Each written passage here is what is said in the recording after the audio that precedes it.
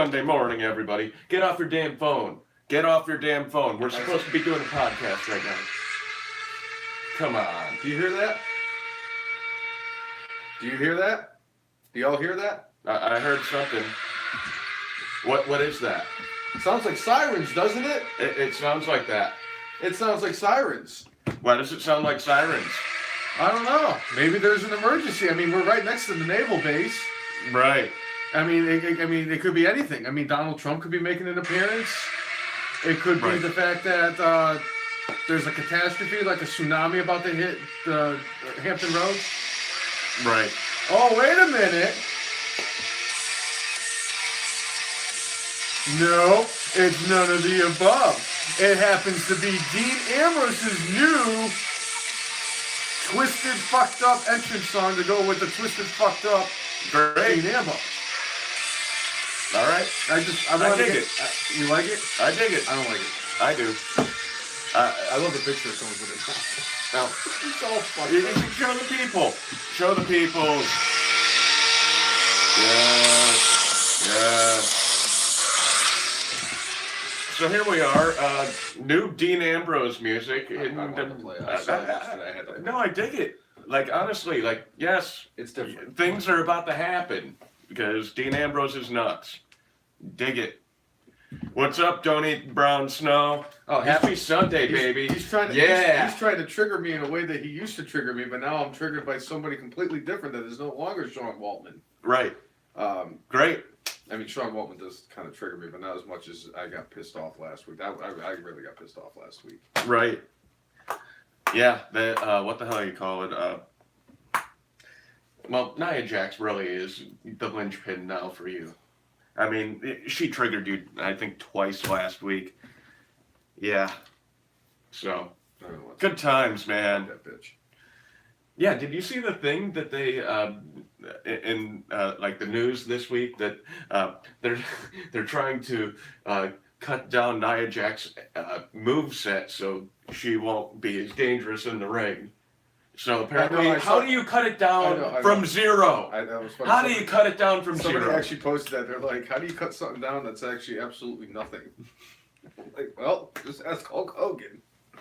Come on, he had like four moves. He had 4 moves. John Cena has 5 moves of Doom. He has that.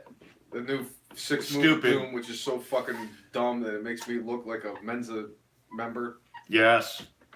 But anyway, so Yeah. welcome to episode 109 of the F and Marks podcast. I'm Jay. And I'm Brainless Bob. Yes. Another Sunday morning edition of the F and Marks podcast, the fastest growing podcast of 2 guys that talk about professional wrestling that typically Drink Colt doing it while 45. drinking 40s of Colt 45, but today we've decided we're going to do a sober podcast. Yeah. That sounds about But it. we're still gonna listen to the GOAT. Well, of course we have to. I mean, he's the first ever inductee into the F and Marks Hall of Fame. You know what? Don't Eat Brown Snow. I completely forgot about Scott Steiner's music. I think it was TNA days. I think where they had the alarm. It was when he went to WWE. Oh. I remember that because I'm like, this is the worst thing ever. But also, because your Sunday morning wouldn't be complete without a healthy dose of Bootios. Maybe one week we should, if we do a Sunday morning podcast, we'll make some pancakes too. Oh yeah, there we go. So instead of making pancakes, we always go to some McDonald's to get their pancakes. and I'll tell you one thing: I wouldn't be throwing those motherfuckers around the room. I'm gonna be eating those motherfuckers. Right. Scott Steiner, one of my favorite gifts of all time. He had that match with Triple H for the title, and he went to like suicide dive, and he ended like he botched the shit out of it so and bad. he almost killed himself. Yeah, you know how you gave me shit about the fact that I never saw the Shockmaster when he made the greatest botch in the history of botches. Yeah, I actually wasn't even watching wrestling at the time, and I saw the Scott Steiner. I don't even know what you want to fucking call that. That's like by a country mile. I mean that was like. That would be like if a quarterback was diving for it at second and goal, or like first and goal at the 1, and he fell at the 3. That's what it was like. It was like watching Ahmed Johnson, but yeah. Why you gonna disrespect Andre like that? That was my dude. I love Ahmed Johnson. Ahmed Johnson. Why you gonna disrespect Ahmed Johnson like that? Because he I'm almost Brainless, killed motherfucker. himself and other people in the ring. I mean, he was more dangerous, I think, than Nia Jax just because he was stronger. I still remember the fucking, I think it was the 97 Royal Rumble where he was feuding with Ron Simmons when he was Farouk. And he was going up against the whole Nation of Domination. He grabbed the one guy because they all got away except for the one dude. And he basically was supposed to hit him with the Pearl River plunge through the table. And he kind of like, the dude, I don't know what he did. He like hit it and guy went a certain way and he fell through the table. I'm like, I don't think he was supposed to do that, man. Yeah. And I was 14 at the time. And I'm like, I don't think that's how it was to go. Scary shit. But yeah. Which is a shame. He was a hell of a. I loved Ahmed Johnson. I did. Cool. He was just a bad performer. He just sucked. He was a presence.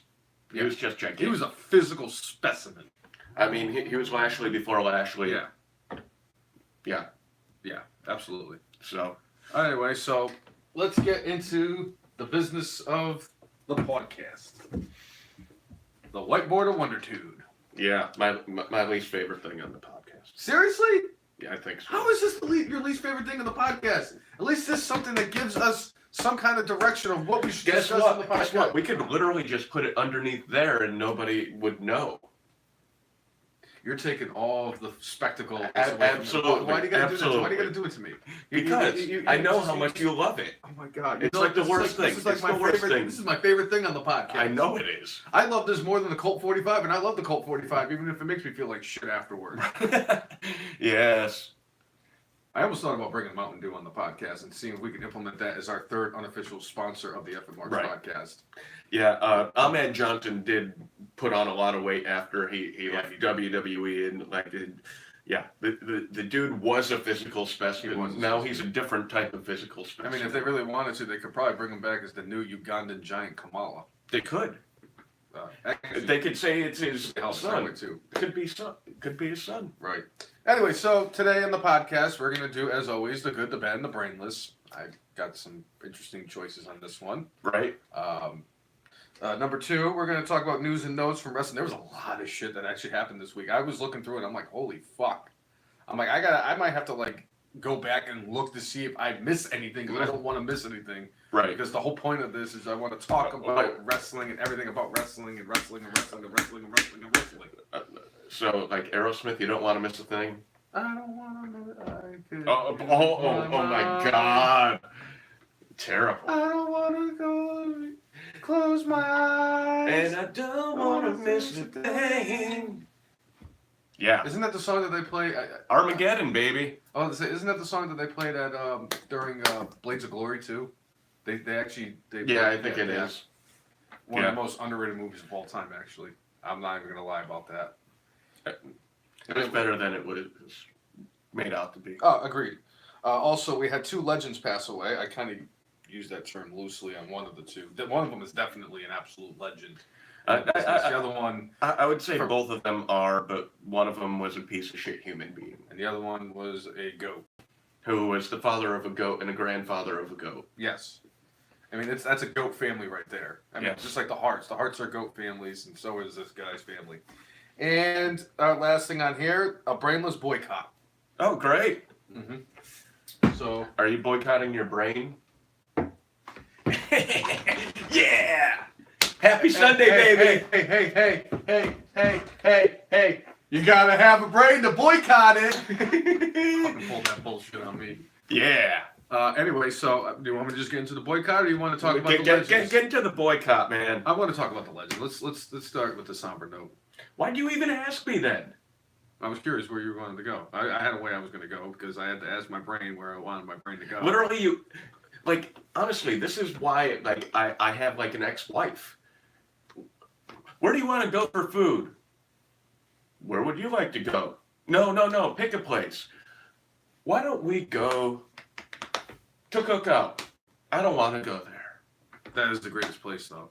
But even so, it's the same thing. Literally, don't ask me. Right. Don't ask me if you don't want me to do it. We'll go into the boycott first. I'm boycotting Monday Night Raw. There, I said it. I'm boycotting Monday Night Raw. That shit is so fucking bad. I don't even want to watch it anymore. And this week was kind of this week was my first week of actually boycotting Raw, and I was reading all the things online about what happened at Raw, and I'm like, number one, I'm glad that I fucking boycotted this shit, because the one that happened 2 weeks ago, where I fucking lost my mind It over was that fucking that terrible. fucking Baron Corbin bullshit. That whole Baron Corbin storyline gives me fucking agita, which is Italian for indigestion. Yeah. It's one of the terms my grandmother used to use. Okay. It was that bad. It was nauseating, and I'm like, you know what? I think I'm going to start boycotting Raw. So this week was my first week of boycotting Raw, and you know what? I'm actually absolutely glad that I'm You saved boycotting a lot. Raw. I You saved hours. I saved 3 hours of my life. I did something else. I stared at the wall, and it was actually more entertaining than watching Monday Night Raw. With Hercules? Yes. Great. I mean, some noteworthy things happened on Raw, but I'm kind of with you. Like, there are a couple of things I will, like, Elias. I will tune in for him. But, I mean, that's kind of been my thing for a while. Like, I watch Elias, and then... I was fully vested in this whole Dean Ambrose heel turn, just to see. And I agree with you, number one. I do agree with you on Elias. Elias is... He's a goat. He's honestly the most watchable thing on Monday Night Raw. The fact that he beat up Leo Rush this week was fantastic. With the guitar. Yes. Hello, I am Elias. Oh. Maybe one of these days we can go to the CHKD and we could buy a guitar and you can blast that on my back, just to see if I can take it. We'll have to gimmick it, man. Yeah, we'll gimmick it, but that's fine. I think we should do that. Yeah. I mean that would be fun and entertaining and all that good golly gee whiz stuff and everything. But yeah, Monday Night Raw is officially going to be boycotted by the Brainless ones. So it's a Brainless boycott of Raw until Irish coffee for Don't Eat the Browns. Oh, that sounds really good right now too. He's boycotted since October 2nd, so it's been 2.5 months. He's a better man than I am. Yeah, I good for him. subjected myself for 2 more months. So, yeah. So you're boycotting Raw. I'm boycotting Raw. I'm gonna boycott Raw until they make Raw great again. Which means I don't think I'm ever going to watch Monday Night Raw again. Honestly, for me, like I'm just watching little bits, and I'll read the news and notes. Like one of the things that I thought was. Everybody knew this was going to happen eventually, but you know, Drew McIntyre turning on like Dolph, Or you know, vice versa. yeah, whatever, yeah. So that was interesting. But one thing I do want to get into while we're talking about stupidity of Monday Night Raw and kind of the stupidity of some of the stuff that they do for WWE. Ric Flair this week came out and did an interview where he talked about too many people. With their scripted promos and not figuring anything out. And the problem is these guys don't get enough confidence on the microphone, so they have to rely on the writers instead of figuring out the shit on their own. Which brings me to a point that, I don't know, it's been on my mind for a few days now.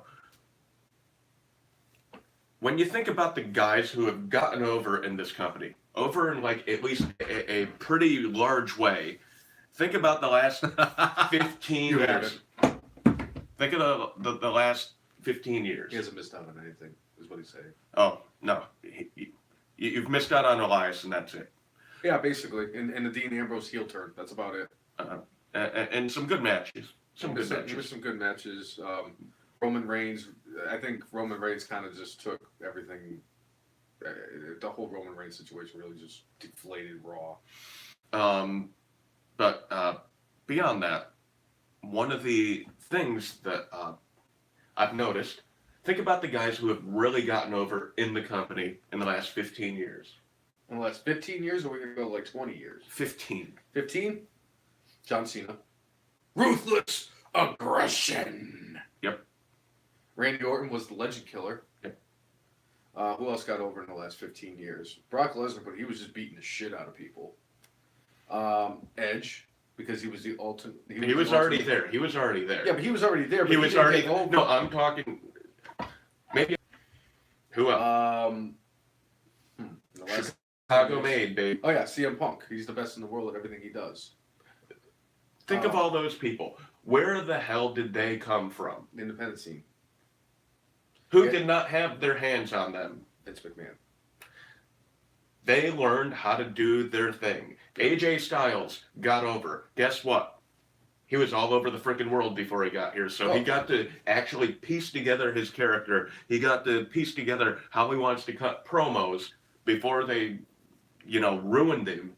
in WWE. Like literally, I think the only WWE branded dude who's gotten over, and I know you don't love him, but Roman Reigns has gotten over. I agree.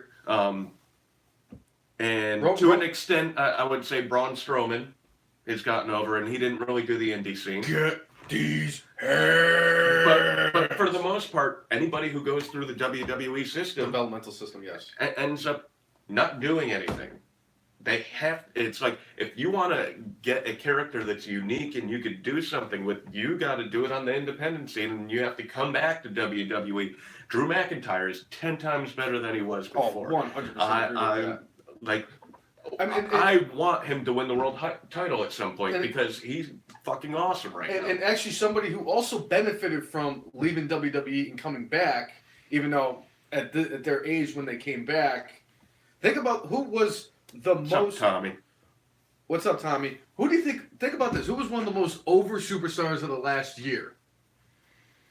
Who got himself over, because he was there, he was part of a tag team, they were entertaining, they threw on some great matches, he had a horrendous singles run because he had the worst fucking entrance song in the history of fucking mankind, left WWE, went to TNA, developed a character, brought that character to WWE, and that was the most over that person was. And I'm talking about the broken one himself, Matt Hardy. Tell me I'm wrong. No, you're right. Yeah, and just- they have to get away from WWE because WWE just kind of sucks creativity out of there and doesn't allow, like, the writers, I'm sure, tried to make each character unique. But if you want to, like, shit, man, what I've been doing lately, I've been going on, like, a bunch of dating websites trying to get dates with different people. It's like, so many of them write these fucking generic, like, Yeah. I like this, I like this. No, tell me something specific about you, so that way when I go on a date with you, I'm not wasting my time because I'll be like, oh no, this is something like, I like Pink Floyd. If you say you like Pink Floyd, great. But if you say, I like all types of music. Really? Really? Thanks for telling me about yourself. But it's the same thing. I'm sure these writers think they're doing some good kind of writing for these different characters, but it's like, no, it should be up to that performer Yeah. to figure out the damn character, and yeah, go to a writer to, like, the writer could clean up the language and make it, better, but like, hey, this is what I'm gonna go with. Give them some bullet points and let's fucking roll. If they can't talk on the mic, then fuck. But they're not gonna make it. There's a couple that I want to bring up from back in the 90s, and I know that you want to talk about the last 15 years, but there's two people in particular or not really two people in particular, there's two entities in WWE that I really want to bring up that actually happened in the 90s. One of them happens to be Stone Cold Steve Austin. Yes. Think about Stone Cold Steve Austin. He was a WCW superstar. He was Stunning Steve Austin, part of the Hollywood Blondes with Brian Pillman And the Dangerous Alliance. in the Dangerous Alliance. He was good. He was a hell of a wrestler. Oh yeah. I will say that about Steve Austin. He was a hell of a wrestler. Didn't have much of a character. He was kind of like an obnoxious prick when he was in the Hollywood Blondes. I do Even remember Stunning that. Steve Austin Even was kind of yeah. obnoxious. And then he went to ECW. ECW after he got fired from Coffee. WCW by Eric Bischoff. He kind of developed into, like, he became a better character there. He went to WWE. They made him the ringmaster. And Stone Cold has said this several times. He's like, I just needed to get my foot in the door. I knew Yeah. I was gonna figure it out. And what he did was, I mean, if you think about it, if it wasn't for that promo that he cut at, I think, the 96 King of the Ring, Yep. where he cut the promo after he beat Jake the Snake, where he was like, well, Jake the Snake talks about John 3:16 is da-da-da-da-da. Well, Austin 3:16 says, I just whooped your ass. And that's what really Yes. catapulted him and took him to a level that I don't think anybody even imagined he was going to get to, where Yeah. he went from a guy who was a good wrestler, who was an above average character at best, to a god. He's a wrestling god. He's in. I will say this: if there's a wrestling fan that grew up in that time period that doesn't have Steve Austin in their Rushmore, they're full of shit. They are a lying sack of shit. He was, and always will be my favorite wrestler of all time because he's Steve Austin. But another one to go into the point of, like, how CM Punk and Daniel Bryan and AJ Styles developed their characters outside of WWE before they got to WWE, and then it transitioned over. A group that actually makes me think of this: the Dudley Boys. Right. The Dudley Boys were a very, very well-known and successful tag team in ECW. They were. Bubba Ray Dudley used to get ungodly heat when he was in ECW. He used to go to the fans and tell them to go fuck themselves and to suck his dick, and he got so much heat. And he was so good. I fucking love Bubba Ray Dudley. You know that. Everybody knows I love Bubba Ray Dudley. Your spirit animal. They're my favorite tag team. They developed themselves in ECW. The thing is that when they were in ECW, there was another tag team called Public Enemy that had made the transition over to WWE from ECW that a lot of people hated because they thought they were so good and they thought they were better than everybody, and everybody hated them because they were these not self-aware, Well, they're kind of self-righteous. self-righteous, that's the word, thank you. They were very self-righteous, and they thought that they were like the best tag team because they did this in ECW and they did this in WCW and all that shit, and it didn't transition over to WWE, and then they basically literally got their asses kicked by Farouk and Bradshaw, and they were like... On orders from Vince. And the Dudley Boys were like, oh God, like, let's hope this doesn't turn out to be like this, and they had their little segment, and they were like supposed to get their asses kicked from Farouk and Bradshaw, and because they were the leaders of the tag team division in the locker room. Right. Basically Farouk, because I mean Ron Simmons is one of the veterans that everybody looked up to and respected in there, and the same thing with Bradshaw because they both have been there for so long, and they kind of had their segment, and they were like, all right, we enjoyed working with you, and they actually the Dudley Boys had one hell of a run in WWE, and it was basically kind of like a watered down version, because obviously you're not going to say fuck on national television because you can't get that. Well, and it's fine that they were kind of a sanitized version because they were super extreme in ECW. And they worked, and it worked because they brought in the table aspect of the extremes of the Attitude Era, and people loved it. I mean, if you think about it, what got people so fired up when they were in the ring? I mean, you know, Devon would do this little thing. Testify. And he would. I don't want to knock over a guitar. Hold on. And he would do the cross, and then Bubba would push him and go, Devon! 1, 2, 3. And everybody in the crowd would go, get the tables! You know, that whole thing actually started because Bubba was getting pissed off at Devon because like they were supposed to do the table spot. Yeah. And he forgot. And so Bubba goes, get the tables! Like literally pushed him because he was pissed off and yelled at him, and then it got fucking over. That's great. Fucking A. But another dude along those lines though, Chris Jericho. Oh, God, was in Mexico, was in Japan, was in WCW, fucking Canada. Mm-hmm. Canada. And like where he is. Arts promotion, right? Stampede? I don't know if he was technically in Stampede because like it was like the dying days of Stampede. He was trained. I think him and Lance Cade were two of the last. They were trained in part in the dungeon. In the dungeon. But I think Stampede Not was Lance Cade, gone. Lance Storm. Lance Storm. I'm sorry. I don't know why I was thinking Lance Cade. Woo! But anyway, Jericho honed his craft around the world. And he really came to WWE and knew how to cut a promo and had a great character. He was starting to really develop his character when he was still in WCW. Because well, if you've read any of his books, he'll tell you where he picked certain things from. Because like he was in Mid-South for a while. Mm-hmm. Because he was kind of like at the very back end of the territory days, and you know got to do a little bit of the territory stuff, but then went around the freaking world. I always remember the time where he was feuding with Goldberg, even though he never had a match with Goldberg. Where he was just feuding, like he feuded with Goldberg. He was he was mimicking the Goldberg entrance, and he got lost all during the backstage segment with what was it, Ralphus?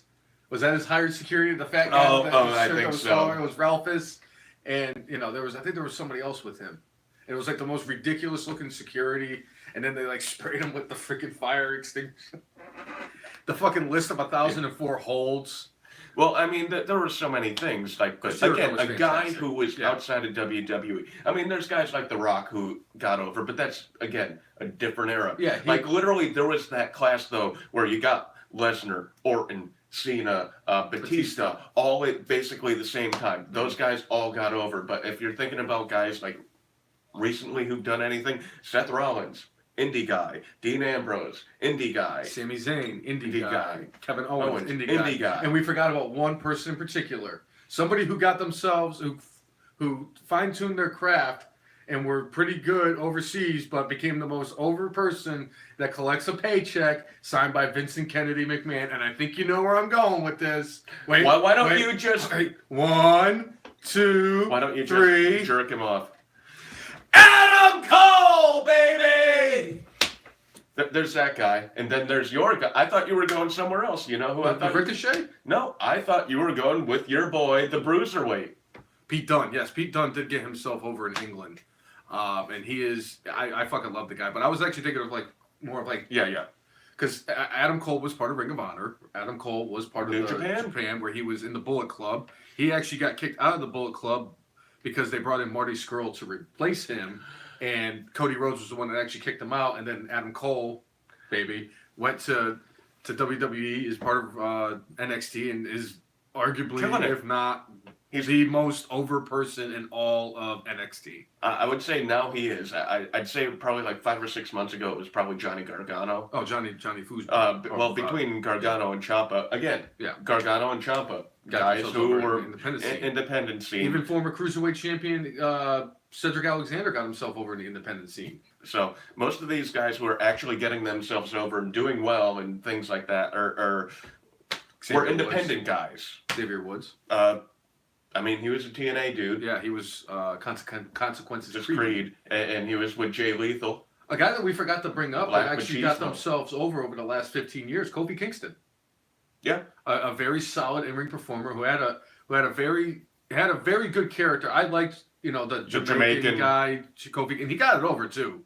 And Yeah. he made it work. And Kofi was just one of those guys that got himself over just by being, a good dude and just being Sure. able to wrestle fantastic matches and being the new John Morrison where he did the crazy thing to stay alive in the Royal Rumble every Right. year. And then, he became part of the New Day and just took off and Yeah. just resurrected his career, kind of like Hogan joined the NWO. Not to the magnitude Right. of Hulk Hogan, because But- I mean that's like saying Jim Drunkenmiller resurrected his career to a point just like Tom Brady did. Sure. Okay, maybe not Jim Drunkenmiller. Jake DeLong. Right. Sure. But no, like even look at Cody Rhodes. Like his career is doing so much better now that he's not in WWE, and he's kind of said, "Hey, you know what? I went as far as I could with what they had for me. I did my best, and I needed new opportunities." Oh So, shit, Yeah. that's fucking great. Yeah. Good times. And I agree with you, Cody has done great things in the independent scene outside of it, and that was what a lot of people were worried about because they didn't know how Cody was going to be. And Cody has been very successful, and I'm really happy for Cody. It's going to be interesting to see what happens with him, the Young Bucks, and January, In January, if this all-in promotion, or the all-in elite or whatever the hell it is, yeah, gets off the ground. He was photographed, I believe, at Panthers game, which is the owner is Khan, who is the guy supposedly that is bankrolling got it. their venture. And the things I've heard is that if and when it's actually when they come out with what they're planning on doing, supposedly there are things in place like TV contracts and of the sort, and more or less Jim Ross alluded to like, hey, if you want to be successful, you can't be on Pop TV. Way to fucking needle TNA there, Jim Ross. But no, like literally, he's like, you can't build a wrestling company by being on a thing that has the distribution of Pop TV. You need to be on something major. Some people are thinking maybe USA, after losing SmackDown, would be interested in getting a fledgling organization with a bunch of well-known international superstars. So, I don't know. Just some of the things I've read and heard.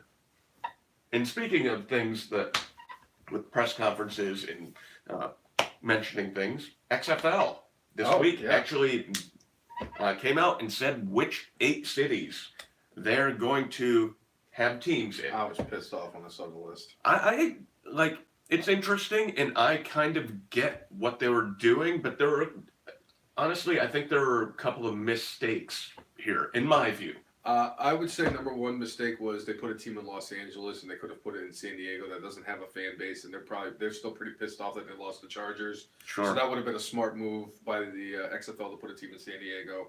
Another one is you don't put another team in Tampa Bay. I'm sorry, you give it to a different target. I think Orlando would have been a better. I agree with you. You and I were in agreement on that one. I actually agreed Orlando should have gotten a team. And another one I think that they really screwed up on. Why does Washington D.C. get that market? Why couldn't they just move it down here? Why couldn't they put them in fucking Richmond? Why couldn't they put them in Hampton? Why couldn't they put them in Norfolk? Why didn't they just have them play beach volleyball on Virginia Beach? I mean, there's 13 miles of beach. Well, so in talking with El Jefe, our friend Jeff, who on the podcast every once in a while, when we discussed this, He's the one that looks I like Drew get it. Carey with a beard. I get exactly what he's saying. Literally, like, part of the reason why XFL failed before was because the ratings weren't very good. Right. I agree. So the reason why they're putting them in these large markets is because even if you, let's say each place you go to, only 5% of the people like whatever team. Well, if you have 10 million people, 5% is a lot of people.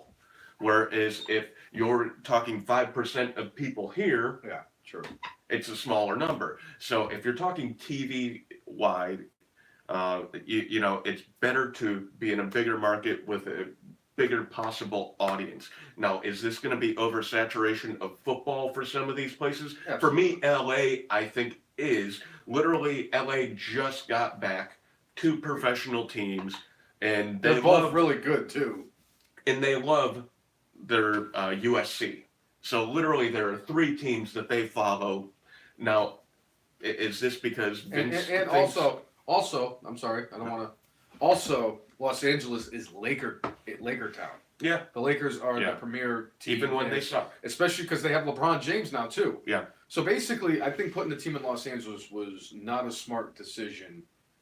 I think they could have put it in San Diego. I know that the San Diego market's not as big as Los Angeles, but I think you would get more people to show up in San Diego because they lost their football team. Yeah. And they're looking for something to do during, around that time if they want to. Instead of going to the beach Instead of going to the and going to Tijuana and Yeah. getting some Mexican babes. going buy some Cuban cigars, Yeah, something like that. hanging out with El Chapo. I think that's the guy's name. Yeah, I think he's in jail. I But hey, think so, yeah. you know, that's fine. But beyond that, though, it's Dealing with earthquakes, and I'm not talking about John Tenta. right. Boom.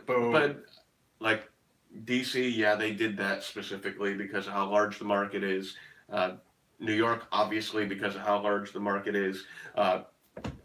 Doing Houston and Dallas, I get it because they are so like football gung ho No, down Texas there. is But I fucking football. thought San Everything's football. Antonio Would have been a better choice. Yeah. I mean, they have the Alamo Dome. They could do something there. There are plenty of places they could have had that. So anyway, I think they should have put a team in Dallas, man. Because I tell you, I mean, the Dallas Cowboys are America's team. If they put a franchise in the XFL in Dallas, they could be Vince's team, just like America's team. And you know what? In a couple of years, Des Bryant's going to be looking for some work to do, man. He could play for the XFL team based in Dallas, man. I think that the Dallas market is a great decision to put a XFL team because they're going to be the XFL Michael Gallups or the Leighton Vander Esch's, or they're going to be called the Dallas Jay Novaceks, man. And they're all going to have white powder under their noses and look like they're coked out of their minds, like Michael P.S. Hayes back in the early days of WCW when he was with Jimmy Jam Garvin, man, coming out with the Confederate flag on his back and stuff like that, man. And I think it'd be great because nothing in this world would make me happier than watching the XFL team in Dallas while drinking Natty Ice and eating taquitos, man, from the 7-Eleven that I used to work at. And I think that the XFL is a hell of a decision, man. Maybe Jim Cornette should be the commissioner or a general manager of one of the teams in that league, man. I think that's what I would do because Jim Cornette is the greatest manager in XFL or in professional wrestling history because my friend Corey says he's the greatest manager of all time, man. Michael Gallup is the greatest wide receiver since Des Bryant, who was the greatest wide receiver since Michael Irvin. It's not Amari Cooper. Amari Cooper, man, that was one hell of a pickup that the Cowboys made, man. I like that trade, man. Almost as much as I like the Leighton Vander Esch draft pick, man. I like that pick, man. Just like I like the Michael Gallup pick, man. I had to make sure I got it at the right time because I'm like, I got to tell Corey, Corey, this part of the podcast and watch. Right. I showed him the one from last week when we were both doing the time. He was fucking cracking up. Yes. It's kind of like when the Dan Le Batard show was when they all impersonate Stugatz coming up with excuses for. I think he was coming up with an excuse not to shoot like the 100 free throws or something like that, and they're like, "Oh, my car broke down. I got something in my eye. I had a doctor's appointment I forgot about. My wife told me to come." And they were just all, and everybody on the show, like the shipping container of frightened refugees, were doing this. That is one of the funniest things you'll ever hear in your life. Nice. But yeah, that's exactly what I told him. I was like, it's just like that. So, and he heard it and he was freaking cracking up.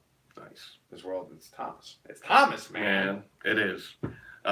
So I do get what they're doing for the XFL, and I mean it's still yet to be. They're probably still working out details, but like there's rumors out there that like this might be on like YouTube Live only, and because trying to get a deal with one of these big networks might be really difficult. I mean, they tried and failed with NBC. Like NBC literally, when they tried this in 2001, like had a 2-year deal with them, and after year 1, they're like, no. So I think they'll have a tough time. Scott? Right. I think they'll have a tough time selling it. You know who could actually have it? That might be looking for something to the broadcast? WWE Network. ESPN 8, the Ocho. Right. It could be on the Ocho. It could be on after Ultimate Badminton and World Series of Rock Paper Scissors. Yes. Which are actually real things. Especially the Ultimate Rock Paper Scissors. My God. That Trey Wingo actually called back in like 2009 or something like that. He was the like, hey, Great. He called Rock and he beat Paper. Yeah. Although if Gus Johnson did the play-by-play for a rock paper scissors tournament, it would actually be entertaining. What if it was Gus Johnson with the professor, Doc Emmerich? Yeah. Oh, you can't have 2 play-by-play guys doing it. Of course you can. You need a color analyst. Now, if they did if it was like Gus Johnson with Corey Graves, and it was like I don't know, I would hate to say it, Chris Collinsworth, just so that when they do it, he could just he could slide into your DMs. Here's a guy who likes to throw scissors a lot, and if he doesn't throw scissors, he'll throw paper. If he doesn't throw scissors, he's more likely to not going to throw rock or paper. Thanks, Collinsworth. God, he's the fucking worst. He really is the fucking worst. He's not the worst. He's the fucking worst. I hate listening to Dan Fouts. If they don't run the ball here, they're going to have to throw it. Yeah, no fucking shit. Dan Fouts does the same damn shit. I can tolerate Dan Fouts. I can't. Because Dan Fouts is a Hall of Fame quarterback. Chris Collinsworth was a shitty punter for the Bengals. Yeah, whatever. I love that commercial where he's doing the CAT scan and he's like, all the injuries I suffered in the NFL. And they're like, oh, you're a football player? What were you, a punter?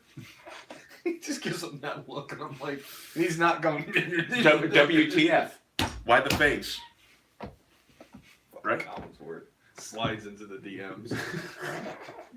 He slides into the DMs, but it's not as good as when Joe Buck stares lovingly into Troy Aikman's eyes every Sunday.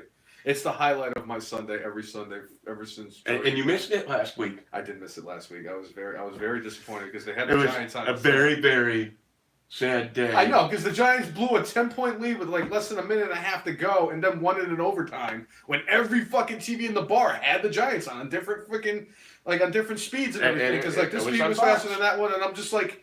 Great, not only am I going to watch the Giants lose, blow a 10-point lead with less than a minute and a half go, they're going to just have all these different beats, so I get to watch it over and over again. Yeah. This is terrible. Hey, they won. Did you count that as 10 victories last week? Because then you might get in the playoff hunt. We have 4. Yeah, but if you won on 10 different TVs, that counts, right? For each No, TV. no matter what happens, Each TV? it's one victory. Okay. The only saving grace was we didn't. I mean, it just delayed us watching the Patriots. So fuck the Patriots. There, I said it. I meant it, and I'd say it again. Fuck the Patriots. Except for the Gronk. Gronk is God. And future WWE Hall of Famer Ron Gronkowski. What about Sony Michael? Oh wait, Sony Michael. Sony Michael's gonna help me win in fantasy football today. That's all I care about. So you like Sony Michelle too? Not as much as I love the Saquon. I know, but I if you're trying to get, I think I like Saquon Barkley more than I like Pete Dunne. Wow. Yeah. Wow. More than El Jefe likes Nick or Baker. Yeah, I do because he calls him Saquon, Well, like and I'm like, you call him Saquon. he has three Baker jerseys. That's You only because- have one That's because Saquon. well, first of all, I can't afford 3 Baker jerseys. Number one. You could Number afford. 2, I'm not you going could to afford. because if I go and I buy a You could- Saquon Barkley jersey You could buy 3 on of that them. Chinese website Yes. that Yes. he uses to buy his Baker Mayfield jersey, Yes. I'm going to order a Saquon Barkley jersey, and they're going to send me like a Rodney Hampton. And I'm like, What's what the wrong fuck with am I gonna Rodney do with that? Hampton? Okay, He maybe was not. a All right, that's a solid- bad example. Okay, if I do it, and they're going to send me like a fucking Tiki a Barber. Gary Brown, a Ron Dane. I had Wait. one of those before. They'll send you a Dave Brown autographed jersey worth $5. I will fucking burn that shit so fast you have no idea. I fucking hate that guy. He's my least favorite Giant of all time. Second is fucking Trey Junkin. And third is Matt Dodge. Now, are you going specifically by like how well they played for the Giants? Dave Brown was the worst fucking football player that ever put on shoulder Well, pads. I in was the going to helmet. say, are you discounting like Dave Meggett, who is a piece of shit human being who? Dave is- Megan won a Super Bowl. That's why I'm asking. Are you talking them? Okay, Lawrence Taylor smoked crack and had sex with 15-year-old girls. I still jerk him off just as much as I jerk off Pete Dunne. I'm just saying that because sometimes there's a line. Like, if I said I loved Aaron Hernandez, which I don't, I'm like, he killed people. like Yeah, but Patriot fans don't do it. Basically it's like the argument with Baltimore Raven fans, how they all just sit there and they blow Ray Lewis like he is the greatest thing that's ever happened to anything ever. And it's like, dude, he killed 2 people and got away with it. No, he didn't. Allegedly. Yes, he did. Like, if people come up to me and they're like, yeah, LT smoked crack and I don't he care had if he sex with smoked crack 15-year-old and girls, did I coke. don't give a fuck. that doesn't bother- I the accept sex the with fact. 15-year-old girls. I mean, He didn't know she was 15. Not that it makes it right, but I'm just saying he didn't know she was 15. But it's And like, at you the know, time he was they like throw 50s. it at me, and it was after his playing days too. He only smoked crack and fucked with other teams' players. And well, he would when send would sit there- prostitutes he'd to send their prostitutes to room. their rooms at 3 o'clock in the morning the night before games, and then he would set off the fire alarms too. I'm like, he's such a goat. I fucking love that guy. LT will forever be my favorite football player, Right. and it's not even close. LT is God. Okay. If I ever see you in there again, I'm gonna kick your fucking ass. I'm gonna break your leg, Joe Theismann. Maybe you too, Alex Smith. Oops, sorry. Sad.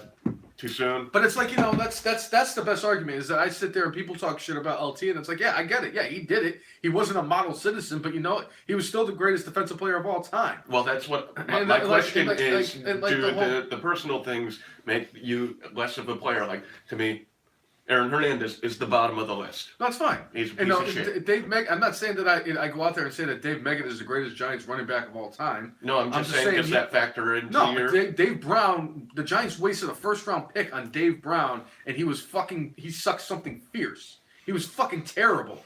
He was the reason why I almost became a fan of another team because he was that fucking bad. I hate Dave Brown with every fiber of my being. The only way I could hate Dave Brown any more than I do is if he wore pinstripes. Now, what would happen? Didn't he get the Giants to the playoffs? No, they sucked. I You know thought who they got? went You know who 9-7. got? You know who they got to the playoffs with? Danny Canal. Kerry Collins. Former NFL or former ESPN analyst Danny Canal. I like Danny Canal. Yeah, he was good. Danny Canal came out of nowhere, led him to a playoff game, and then the following year he sucked and they got rid of him Right. after giving him like a new contract. Yeah. That seemed to be the thing with the Giants. And then they went with Kent Graham, who they got from Arizona, and he was their starting quarterback, and he sucked. Oh. And then they brought in a fucking alcoholic piece of shit named Kerry Collins, who had a Hey, DUI record. hey, he got you to the Super Bowl. He did get us to the Super Bowl, and I don't know where the hell that picture of me that I took of him holding up the NFC Championship trophy that I was there for, which was fucking awesome as shit. And he looked drunk as shit in that picture too. Yeah. But then again, so did the Minnesota Vikings that day. And then he drunkenly had a great night with his two best friends, Jack Daniels and Captain Morgan, and the rest is history. No Johnny Walker that night. He No might have Jim Johnny Beam. Walker too. Yeah. Yeah. Good time. LT equals James Ellsworth. That's true. LT. Can I Similar age. Can I? You can have fun with that. Duh! There, I had to say it. So anyway, we got that. yeah, way off track. I mean, we talked football because of the XFL. And But I mean, we were going to talk about it anyway. It was right. It was on the top of our list. It was going to be part of our news and notes. So it's not like we completely went off the wagon because I mean, it was the XFL that was segueing into us talking about. I think it was because I was talking about Thomas, man. And Dallas, man. And Dallas, man. My nephew, Nephew's son. Dallas, man. Yeah. So But yeah. So this week in professional wrestling, we lost two legends. First, we lost the Dynamite Kid, one half of the British Bulldogs. He teamed up with Davey Boy Smith. Hell of an in-ring performer. He was just a piece of shit. and that's kind of where part of where I was going actually, where like the reason to me the Bulldogs are not in the Hall of Fame is because of the Dynamite Kid. You've been saying that for years too. The Dynamite Kid is just an absolutely piece of shit human being. The only reason why, as of late, he wasn't as piece of shit is because he physically couldn't beat women up anymore. And I want to say that he actually like locked his wife in a room for hours and like just human piece of shit.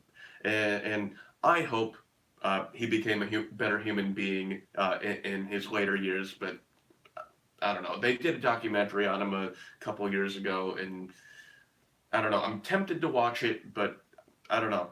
Like, at least with the Jake the Snake thing, it's like going, you realize that the dude went through a bunch of shit and actually kind of, not going to say fixed his life, but got his shit back together and, you know, is being a productive member of society. I don't think the Dynamite Kid ever did that.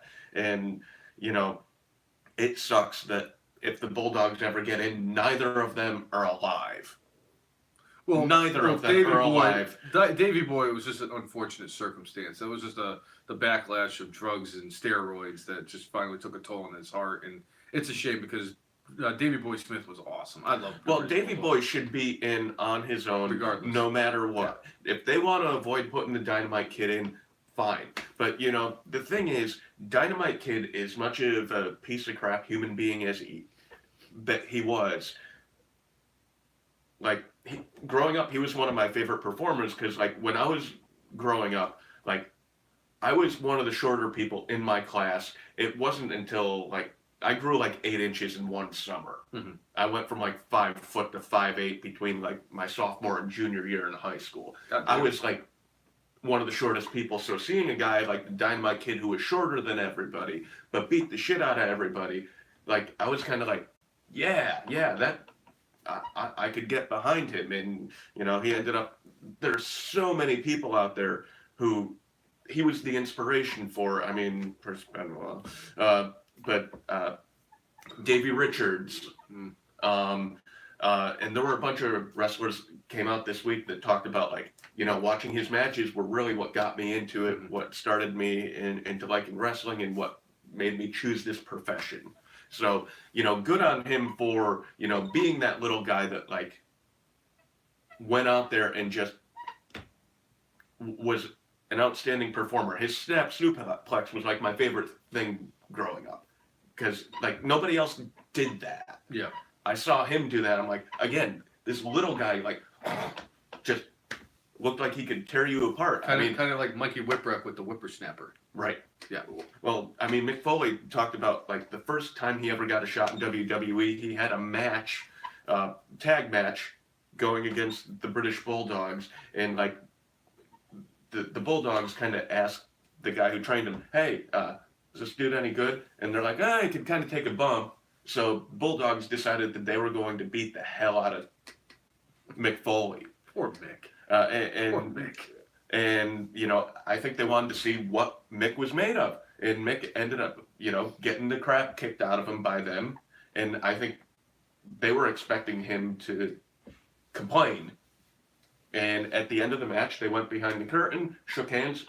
Foley was like, "Thank you for the match," and he was like, "Yeah, I hurt like hell, but I wasn't going to disrespect them, and I wanted to show that I really wanted to be there." So, He's a goat too. right? Mick Foley. He's the goat of taking bumps. But you know, Yeah. I know. like I got a lot of respect for Mick. I think wrestling career-wise, you know, David Boy Smith had a much better career. well, he did because Dynamite ended up messing up his back and had to retire early. But if you just look at the career, to me, Dynamite Kid's a Hall of Famer. Yeah. If you just look at the career. Now, if you look at the stuff outside of the ring, yeah, I don't know if I want to sit there and promote somebody who's done what he's done in his life.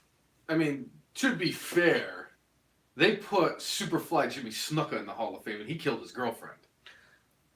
And Vince McMahon covered it up.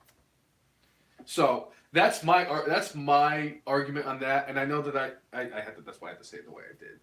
But it's a valid argument. They put Superfly Jimmy Snuka in, and he killed his girlfriend. He did. Well, supposedly.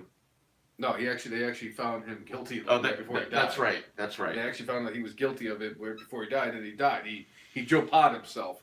I'm surprised that more people, like more journalists out there, have not brought that up to Vince McMahon whenever they've talked with him. I'm sure this interview would be shut down immediately, but it's like, what the hell what was in the briefcase, Vince? Money. My whole no shit. It was a contract for 1 year to cash in the WWF Championship.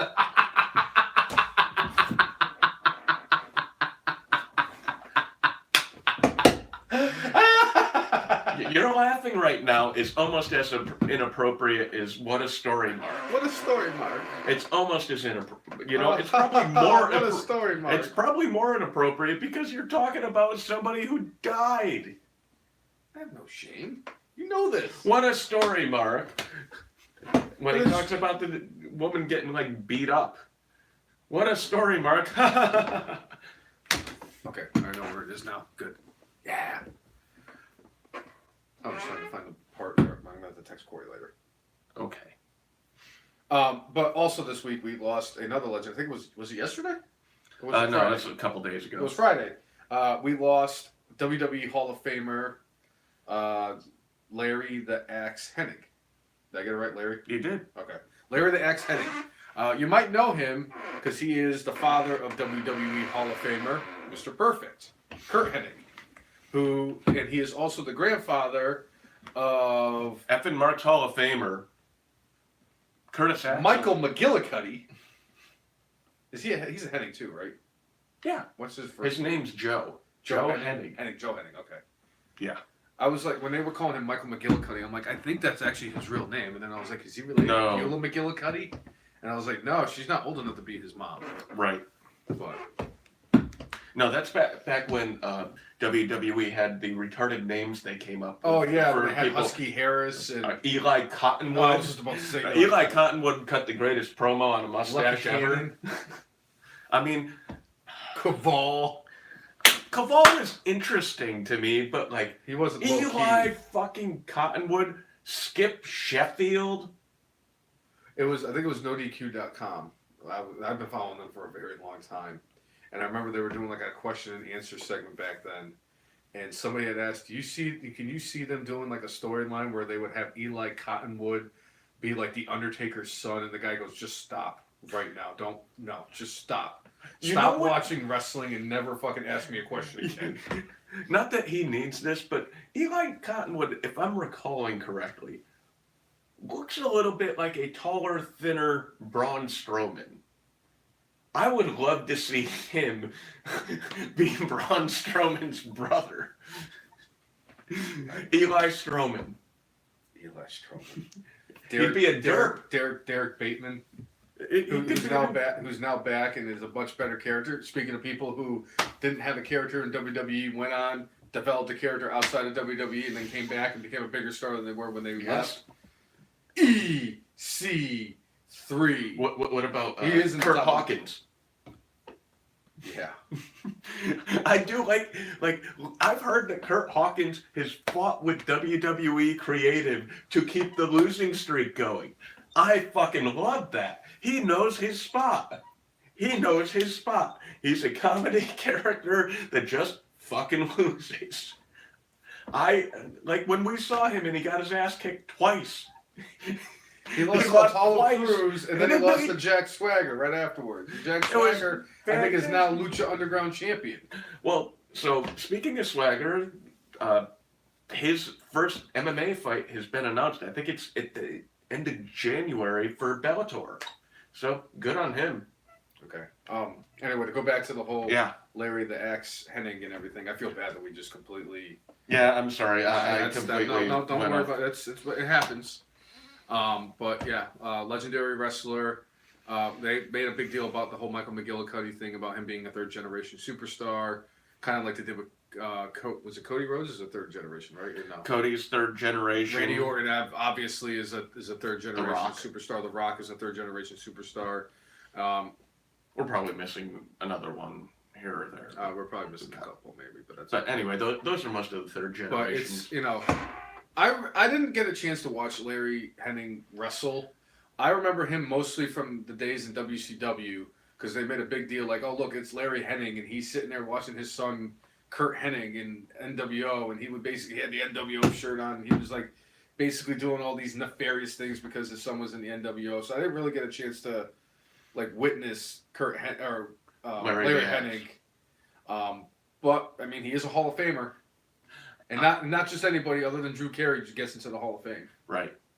Well, with Larry the X, I have vague recollections at the he had already retired, but had done a couple of things coming back to AWA. Like he did tag matches with Kurt Hennig when he was just Kurt Hennig. Yeah, when he wasn't perfect. But I forgot what the feud was, but it was like a blood feud, and like they had to pull Larry the Axe out of retirement to help his son go after these guys who had been beating the hell out of him.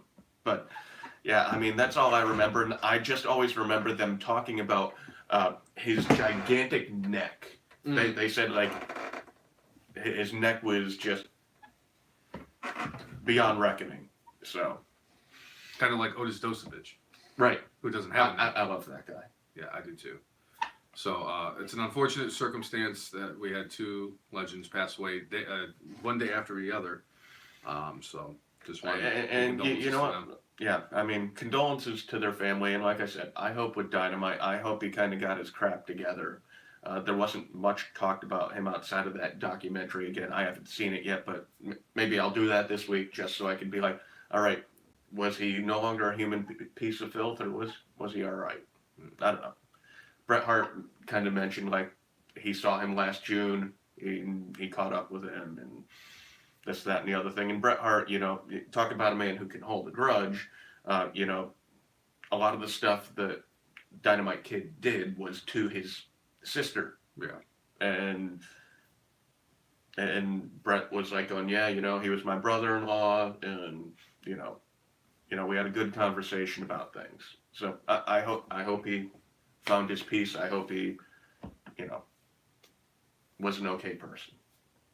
Great. Larry the Axe, hopefully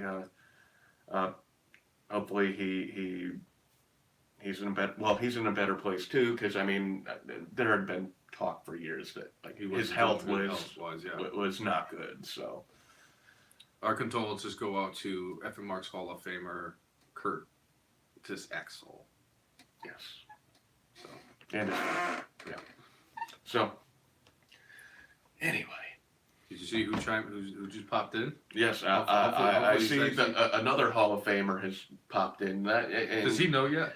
I don't think he knows yet. You didn't tell him? I didn't text him. I think you should didn't text him and tell him. I should text I think you him. should text him and tell him. 'Cause Well, he needs to come. it'll be tough got- for me to text and tell him right Well, now. I mean, but like you need to text him because when we do our Hall of Fame induction episode with the Marquee Awards, he needs to have a Hall of Fame induction speech because he's the only Hall of Famer that will actually potentially give us a Hall of Fame induction speech. Even if he just sends like a 5-minute video. And he just No, cuts I it don't at even if he sends a video where he's like, "You guys are fucking marks," I'd be completely This satisfied. is the worst thing I've ever gotten in my entire life. Guys are shit bags. That's right. Shit bags, yard tards, Photogs. trash baggers. Photogs. Yes. I mean, Yeah. we could just. All we need now is we just need a picture of him so we can put him on the wall. I've got pictures of him. I want a picture of Sean O, and I want it on our wall, because that's what Hall of Famers do. The Hall of Famers will be going on the wall, which means we either have to come up with a new Hall of Famer or. Well, I mean, we got to find a way to I get kind Famer of up think. there. Well, I mean, Adam Cole's not in the Hall of Fame yet. The Thinking Man is guy's not. in the Hall of Fame. Hornswoggle will never be in the Hall of Fame. The Goat will Oh, be. he's not even there. God damn it. Oh yeah, Chris Jericho, of course. So, I would love for Chris Jericho to give an induction speech to his, just because he's like. dude, if we went on the Cruise of Jericho, like if they had it next year and said, "Hey, we do a podcast and we're going to put you in our podcast Hall of Fame," I bet he would completely be call into, us stupid idiots. Yes, you're right. He would. I don't know if he'd do that, but he would So be that is completely two words. into it if we paid to be on the cruise, and he would. I'm sure he'd. I don't be even like, care if he even knows that he's in the Hall of Fame. If he could just make No, an no, no, appearance- no. Literally. I would just want to, because my thing is, if we do the Cruise of Jericho next year, and we get to see Chris Jericho, and we actually are able to do a live podcast on the Cruise of Jericho, all I want him to do is one thing: he's got to put me on the list. He's more or less come out here and said That the list is done. I know. not that the list is done, that people try to get on the list. He's like, no, the list is a thing. But because we are paying customers, paying fans to see him, he did a lot of things with a lot of different people on the cruise this year. I don't think it would be beyond the scope of like an ask, and I think has a chance of happening, would be getting him to like give us a shout out. I literally think I could put my camera Yeah. up there, and I think he would do something again because Like- we're a paying customer, we're a paying fan. Or like a 5-minute interview. I don't know if he'd do that, I but mean, it's just a couple of questions up like Chris. literally there are going to be I 1,000 know. people on this thing trying to get at Jericho. So Can you just call me a stupid idiot? Stupid idiot. Yes, my life is complete. but you know, he had all sorts of other wrestling folks on there too. So might be a lot of people. It would be awesome, Tommy. Awesome. And now I just got to get rid of that damn house in Rhode Island, which I'm taking another step, which I really don't fucking want to take, but I think I have to. So, yeah, unfortunately, I think I have to buy a roof. Ooh, Yeah, I'm not happy about it. I wouldn't be either. I've gotten several quotes on it. One person was trying to fuck me over. The other two seem like they're reasonable. Okay. But even so, that reasonable for a roof is, Yeah, it's money. It's roof. yeah. Kind of need one. There's nothing wrong with the roof right now. It doesn't leak, but Okay. it's like, fuck. Yeah. So anyway, yeah, that'll be the excitement for me in the next couple of weeks. I mean, after that $2,000 water bill that I had to fucking pay from my fucking tenant, who fucking fucked me so many fucking different ways except for the right way. Right. And- Yes. Ugh. Yeah. Whatever. It'll be. Whatever. Hopefully I'll be there's getting a light at something the like end. that in the right way soon. Yeah. Maybe. We're all hoping for that too. I mean, I had that happen a couple weeks ago, and it's actually glorious. Right?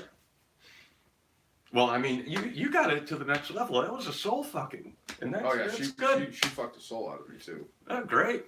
Yeah. So, anyway. So news and notes. We can get into news and notes. Yeah. I kind of want to pull up because I don't want to miss anything, so I'm just gonna pull something up real quick. get this, the other thing. So, I mean, for me, like the biggest noteworthy thing this week was kind of the turn. What's going on, Marcus? What's up, Marcus? Thanks for tuning in again. Always love when folks come back around. Yeah, this week's been a weird one where like it was like, I don't know, can we do the podcast Saturday? No, I don't know if we could do it Saturday, and ended up to what the fuck you call it? And then like this morning it's like going, all right, well, we might have things going on later on today. Well, actually, we probably have things going on. Yeah, the Giants are going to lose. Right. So. All right. So some of the news and notes that I wanted to talk about this week. First thing was first. They actually recorded for the. Fuck Brock. Yes. What's up, Jimmy? They did the tribute to the troops. Is one of my favorite things to actually do. So they actually recorded the tribute to the troops in, I want to say, Texas. That's usually where they've been doing it. And guess who was there? Might not have made an appearance on TV when it gets televised, but guess who was there? Roman Reigns. His hair is very wet. Roman Reigns, the guy with the huge pecs. Roman Reigns. Yeah. All the girls, whatever. So, Okay. yeah. I mean, the thing with, like, the tribute to the troops, like, the faces always win. Oh, yeah, But it's that's a a fun, no-brainer. entertaining little thing, so I dig that. I still remember the year that JBL dressed up like Santa Claus and somebody beat the shit out of him, and then he came out and clotheslined the hell from them, and that was like the only time JBL ever got cheered. Good time. I forget who it was that attacked him. I forget. Oh fuck. I'll have to look it up. It wasn't that time when Joey Styles. Oh wait, no, he actually beat him up on the plane. Yeah, I loved it when they did that outside stuff for the tribute to the troops. Well, the thing was, That's they what- were in the war zone. They were in freaking Iraq. Yeah. Like, which book was it? I want to say it was Jericho's book where he talked about how like it was scary as shit. Like getting there and like I think he got lost for a little bit, which like lost in fucking Iraq, like during a war. Are you shitting me? I'd have to double check. It's been a while since I read that book. But could you imagine like him going around Iraq and he gets lost and they're like, "Look, it's an American." He's like, "I'm from Winnipeg, you idiot." Yeah, that's a way to get beheaded. Don't you know who I am? I am the best. I am the greatest of all time. The goats. I am the best in the world at what I do. at everything I do. Yes. That was Saudi. Yeah. Yeah, unfortunately. Let's see. What other newsworthy notes that I wanted to bring up? Let's see here. He just loves playing with his phone. The AJ Styles thing. So there was a new report going on that not only is AJ Styles' contract up in 2019 with WWE, but the club's contract is also up in 2019. Obviously, with the success that AJ Styles has had, it has been a linchpin of the SmackDown Live show, especially with them transitioning over to Fox, that obviously they're going to bend over backwards and get AJ Styles the contract that he wants because why not? He fucking makes the money. And you need the star power. You need all the star power you're going to get from when they move to Fox. So obviously with him wanting the lighter schedule, I think they're going to accommodate that with him because, I mean, the guy's 41 years old. Right. He's got 4 kids at home. You know, I would...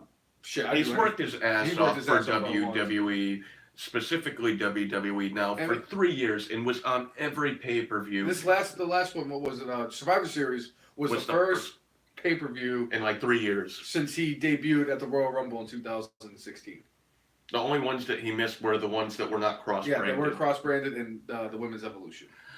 You know what, Jimmy? I kind of think I agree. The club, I mean, they have a badass, song. I love nerds. Yeah, they're a fantastic. They're a fantastic tag team too. I think they've just been mishandled And too much. And their contracts do actually expire in September 2019.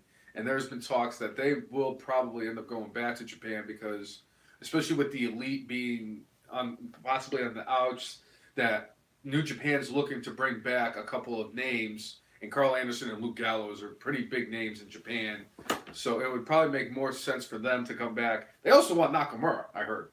I don't think Nakamura's going to come back. Going to come back because I think he's pretty. I think he has unfinished. Well, I think he feels like he's got unfinished business. He wants to be the world heavyweight champion. I think he's going to win the WWE Championship at some point. So plus, he likes to surf, and he can surf here. I mean, obviously, he could probably surf in Japan too, but he loves to surf, and he loves water towers too. By the way. Oh, great! We've had plenty of them. I think he took one in Virginia. He goes water. That's all he does is he goes #water tower and just posts it on Instagram, and I'm like, okay. All right. That's a thing. Booyah. Yeah. So that was a newsworthy that the three of them or there's that talks. What else? Okay. There? You should have written this shit down. I know. Sure. It literally, you're killing the show right now, homeboy. The fuck. All right. So Becky Lynch did an interview today and said that she wants to main event WrestleMania. Yes. The man. The blonde Barbarous and Dean Ambrose join the group together. I love the fact that Dean Ambrose thinks he's Bane now.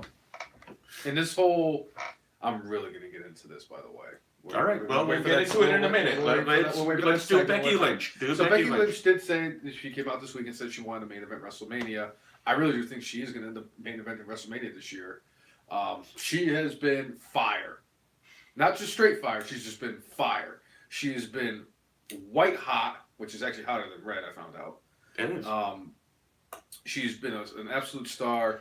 And this whole thing with her and Ronda, her and Charlotte, I really do I think it's going to end up being her versus Ronda at WrestleMania in the main event. And I think we're going to be there. And I think it's good because it's something that WWE needs to do. They've done this whole women's evolution thing. They've been basically chirping about it, and that's the best way to culminate that you are actually going to start treating the women the same way you treat the men, is if you allow the women to have the opportunity to main event the show of shows, as they refer to it as. Right. Well, and the thing is, they needed people that were super over so they could put them in the main event. Ronda Rousey is super over, and so is Becky Lynch. And to me, it's kind of going to be the perfect storm. They're going to have to figure a way, writing-wise, creatively, to get them on the same show, because they don't do cross-branded matches unless they sort of do a thing where, like, the GMs get together, or the commissioners get together and say, hey, we're going to do this one cross-branded match, and we're going to make I don't know if they would make it a unified champion, or if they would just, bragging rights, I don't know. Jimmy, the one thing about the women Royal Rumble, I mean, they had the women's Royal Rumble main event last year, and that's when they decided they were going to have Ronda Rousey come out at the end of the Royal Rumble. I do think that the men are going to end up main eventing the Royal Rumble this year, because if some of the names I've heard being floated around could potentially come out during the Royal Rumble, they're not going to have it not be the main event. The one name that I keep hearing a lot being an entry in the 2019 Royal Rumble is The Rock. He's the name that keeps getting floated around the most. Obviously, the original plan was actually on here too that I was going to bring it up too. Curtis Axel, obviously, because he's still alive in the 2015 Royal Rumble. But the original plan was they were going to have The Rock win the Royal Rumble this year, and he was going to go up against Roman Reigns for the Universal title at WrestleMania, which would have definitely been the main event no matter what it was. It wouldn't have mattered if they had actually been able to get Mae Young to come back in the olden days, Mae Young in a Alundra Blaze in her fucking prime, and Trish Stratus in her prime, and put them all in like a death pit and fought for the women's title. Nothing was going to overtake Roman Reigns and The Rock in the main event of WrestleMania this year, just so we could get the fucking big dog in the main event of WrestleMania for a 5th consecutive year. I think Rock and Brock would be better for Raw, because Paul Heyman against The Rock on the mic, fucking A, sign me up, man. Oh, I agree with that. Marcus, I wouldn't mind seeing women's tag team championships. I think they'd have to do they'd have to be like. I think it'd have to be cross-branded. It'd have to be on all 3 shows. Yeah. Just have the UK women fight for it too. Just because the women's roster is just not large enough to sustain multiple tag team champions, in my opinion. So I would say Ronda and Becky. we'll see what happens. I mean, because there's nothing set in stone. A lot of times, I mean, with The Rock, the problem has been in the last several Schedule. years. It's schedule, and it's also insurance on whatever movies he's doing. Like Yeah. when he went against Cena the last time, he ended up. Tearing his pec. Was it his pec or His I thought it quad. was. Was his quad? He tore something where basically they ended up kind of shooting around the injury, but it delayed the start of the shooting of the movie, and they weren't very happy about it. And The Rock, obviously at this point, has kind of made movies the preeminent thing in his life, but it's like, you know that he wants to come back. You know that he wants to have at least one more match. He will at some point. He's got more money than he needs, than his kids need, than his grandkids need, and His great grandkids need. so he's all set with money. And I the think- millions and millions, and millions of the Rock's fans. Yes. So we'll see. We'll see how it all Serena goes. Williams is another name that has been floating around that I heard for That would be interesting. professional wrestling for WWE. She's super. She's built. built. Yeah, she would be. Super athletic, Oh obviously. my God, Serena Williams versus Ronda Rousey. God damn. What if Serena Williams laid one in on Nia Jax? I would fucking shit my pants. Cause Wait. What if Jim Cornette was there and she borrowed his tennis racket? and beat the shit out of Nia with it? It'd be my markout moment of my life. I think Corey would like that I too. think you would too. Serena and Bella's feud. I hope we never see the Bella twins again. I'm not quite as harsh with them. They're okay. You know what I'm gonna do? I'm gonna lock you inside of a one of those CAT scan machines, and I'm just gonna have Bree mode played over and over and over and over and over and over and over again. You know what? It's better than if I have to listen to Liv Morgan talk. Oh, God. We should ask the Solid Monster what's worse. We should ask. I what's wonder. worse, listening I to wonder Liv if Morgan you've seen talk. that episode of. We should ask him if we should ask him if he saw that episode, the ride along, and then we should ask him what's worse: listening to Liv Morgan talk or listening to Bree mode. Or Layla's old theme song. Or Layla's I'm old theme insatiable. You know, Batista and Goldberg, I think would be an interesting match. I know Batista has kind of said like He wants his, Triple H. his next match to be like, or his next run in his last match to culminate with a match against Triple H at WrestleMania, and Triple H it'll will be not 36. be. It'll be at 36. He will not be healthy enough to wrestle this year. So it's kind of unfortunate. I mean, hopefully it doesn't end up like a few years ago where all the main matches that they had set up got fucked up because everybody was getting injured. I remember that. I think that was 31, wasn't it? And it ended up being a really good show. Whatever show was- Minus the Triple H burying Sting. even that was a fun match. It was just a bad outcome. Batista and Braun, I think, would be actually great. Like That would honestly, actually be a pretty solid match. Yeah, it's not going to be a technical masterpiece, but like I like watching big guys beat the hell out of each other, and that's what it would be. You know what's funny? For about an hour yesterday, I watched Ryback matches. And I realized I missed the Ryback. I miss Ryback. Ryback was fantastic. As a wrestling fan, I love one of the few things that I love are squash matches. I fucking love squash matches. And I don't know who Bruce Coleman is, but the Great Khali against anybody is great. Great Khali versus Giant Gonzalez. when they used to fucking cut those stupid promos and fuck, what was one of their names? It was like Rothenberg and Stankos or some shit like that. I One of the don't tag. know. I'm like, and he used to fucking pulverize the shit out. Like he would pick up one and throw him into the other one. I'm like, God damn, Ryback was the shit. And I think of like the three most recent that I can think of that Lars used to do Sullivan. those. I'm just talking about the main roster that did those type of matches between Braun Strowman, which were fantastic, the Ryback, which were even more fantastic, and the Funkasaurus. It was actually that was just more about the freaking. It was Dancing. all about the presentation where he came out to the ring because nobody's expected that. That's still Yeah. one of the greatest swerves of all time. And Ryback.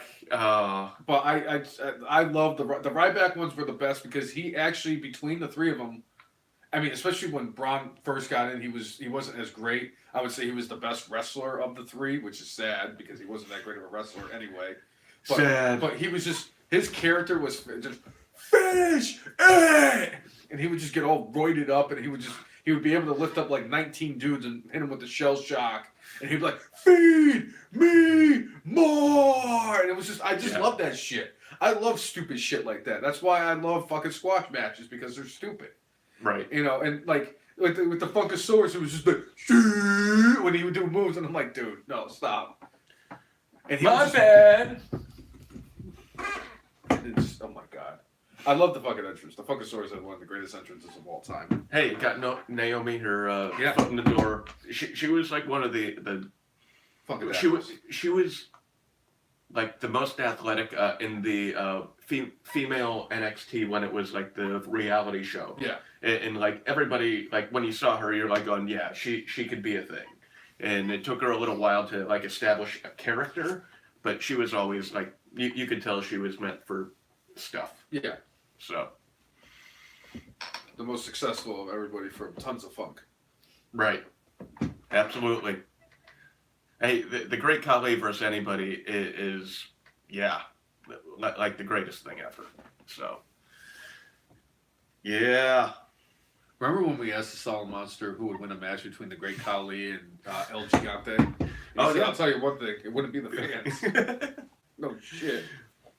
Oh, man. Solid Monster. Well, I mean, he's the dude who started me into freaking podcasting and listening to podcasts. And it was like a guy I used to work with who turned me on to him. And yeah. So. Solid Monster gets promoted during the wrestling shows and everything. So, yeah. Good times, man. TLC is, I think believe, next weekend. I believe it's on the Next 17th. Sunday. Yeah. So, we'll try to get a prediction show in. I'll be on vacation for a week, but we'll try to get the show in before I leave. We'll try. Obviously. Life may happen, but I mean, I don't know. It might be Saturday morning. I know Saturday morning's not the best, but yeah. Yes, better than Raw. You know what else is better than Raw? The F and Marks podcast. And we appreciate all of you taking time out of your Sunday to watch us, whether it's on Facebook, Periscope, Twitter, or YouTube. Facebook and YouTube and what have you. And Thanks for tuning in. We Yeah, love it, man. If you could Like us and on share it. Facebook, Yeah. follow us on Twitter, follow us on the Periscope, follow us on Instagram, and like us and follow us on the YouTube at the THE, the letter F, the letter N, MARKS. And if you follow us, we will follow you back. And Jimmy, correct. The 76ers are better than Raw. And I was happy to take that picture while we were at Brought Wednesday, while the Sixers were winning. And trust the process, right? Trust the process. I think the last time the 76ers won in Toronto, Jimmy was still in diapers. Maybe. So, anyway.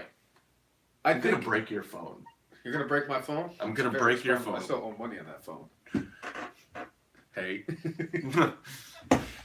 I'll tell you what's not worse than Monday Night Raw. The New York Jets. Actually, they are worse than Raw. What am I kidding? You know it's not worse than Raw. Adam Cole, baby! Yes.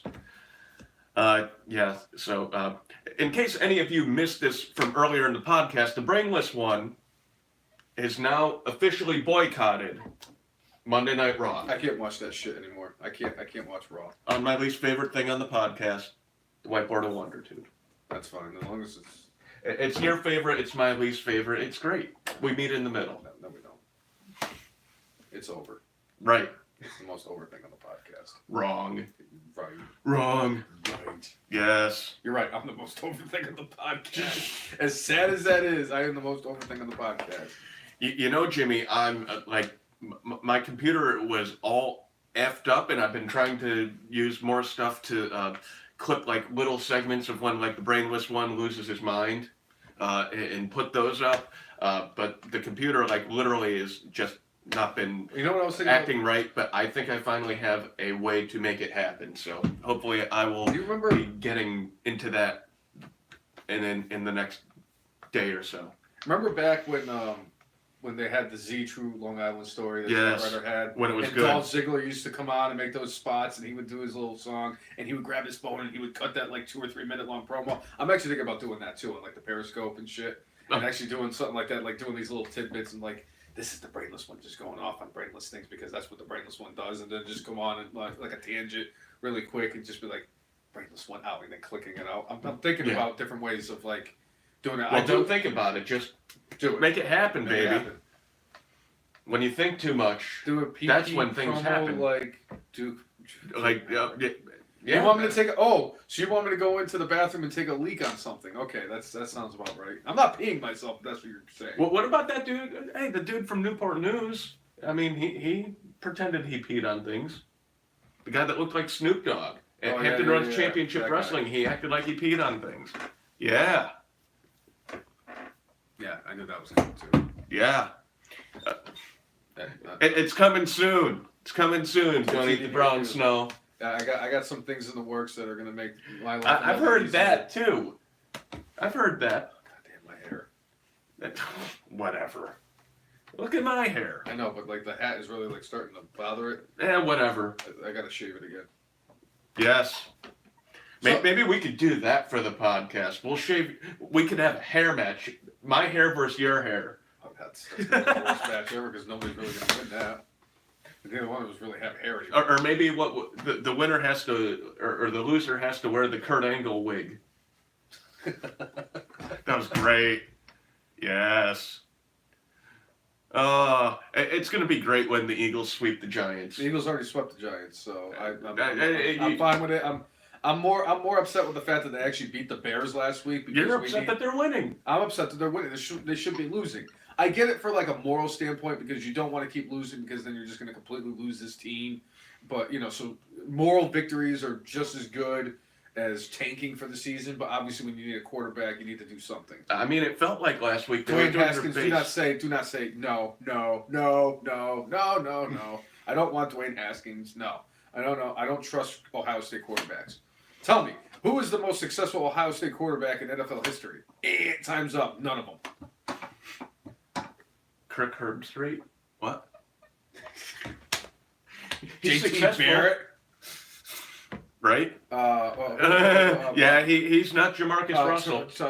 Terrell Pryor. Yeah, he didn't make it in the NFL. I mean, No, he's still in the NFL. As a wide receiver. I think he plays wide receiver for the Jets, as sad as that is, or the Bills. One of the two shitty teams that are playing against each other.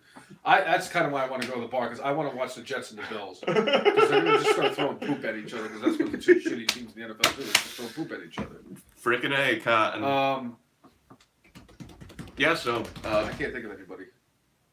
Oh, what the hell was the really short guy that was a wide receiver quarterback? what's his name? Greer? What about Greer?